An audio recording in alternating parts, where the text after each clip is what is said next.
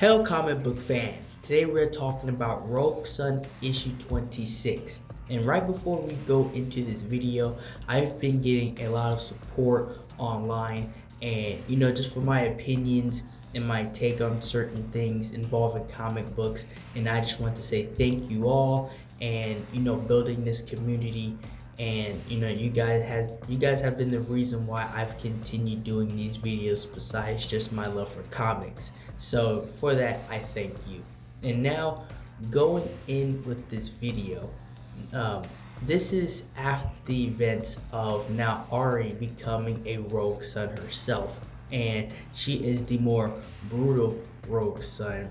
And I feel like that will be seen more in the future. And why do I say she's the more brutal one? Because she is following, at least to a certain extent, the footsteps of how Collab would handle certain situations.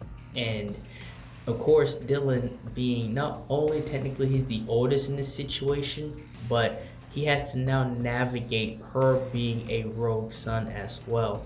And he's threatening her. I will tell your mother if you don't follow my rules when we go out there and fight villains and stuff.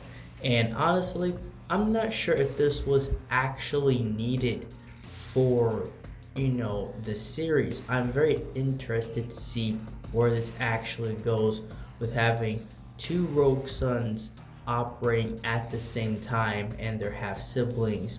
And one of the mentors of the Rogue Sun was just the main villain just a few issues ago. I'm very interested to see how this all plays out in the end. And we go into this battle with one of the Blood Moon family members. And the Blood Moon family members are these half werewolf, half vampire supernatural beings. And he's wreaking havoc throughout the city, so obviously both of these Rogue Suns go to stop him. But right when a truck is about to hit a child and Dylan was about to sacrifice himself and take the hit, that's when Radiant Black shows up. Now, Radiant Black, at least within this universe of the showing, he is more the staple and the superhero everybody kind of knows.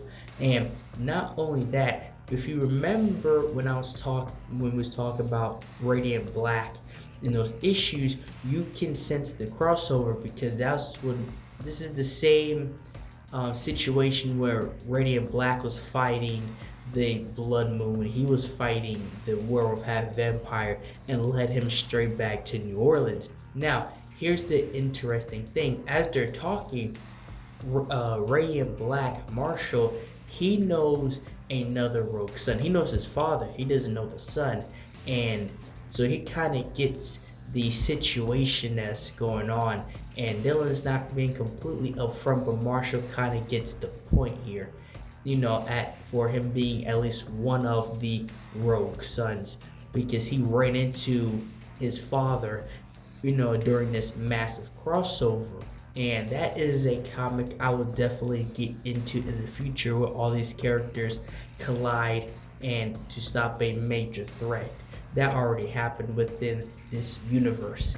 Back to this situation, the Blood Moon, he went back to his grandmother, and his grandmother, I could only suspect, is like this ancient witch of some sort. He goes to her and she amplifies his power.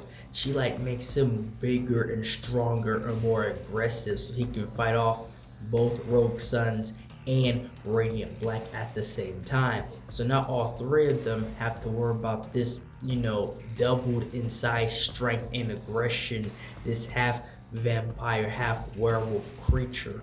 And them working together, I would say, could have went better within this issue. I'm meaning from the creator standpoint on how they handled the situation.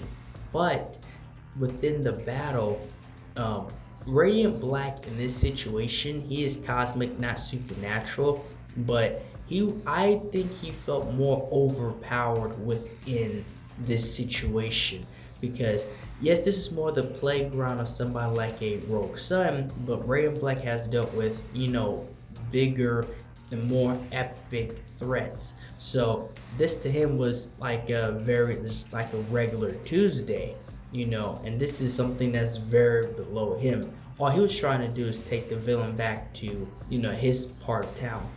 But the battle itself actually ends with the grandmother, I would assume, vanishing, like leaving.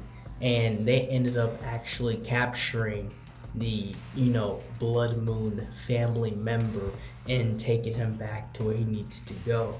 And the dialogue and between Marshall and Dylan, because Marshall's being introduced to a new host of the Rogue Sun, they're getting to know each other. And with the sister Ari, she takes Blood Moon back to where he needs to go.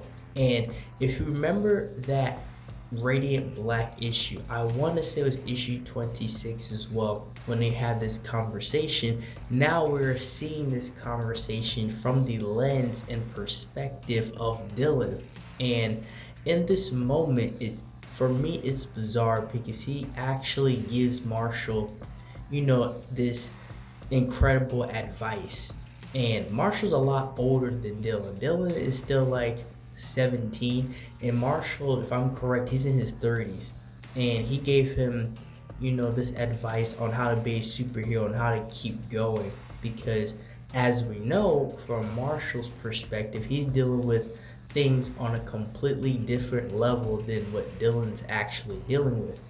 Because to be fair, Rogue Sun is still like a vigilante. He's still below the radar, while Radiant Black is just in the spotlight of, between the villains and humanity itself.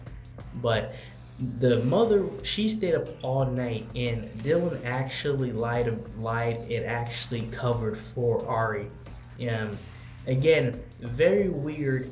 It seems like they're writing this in the way that her also being Rogue Sun is bringing them closer together as siblings, which is something I'm not too sure about, but we'll see what happens. And that was all I have for this video. Thank you guys for watching this video. Like, share, and subscribe for more.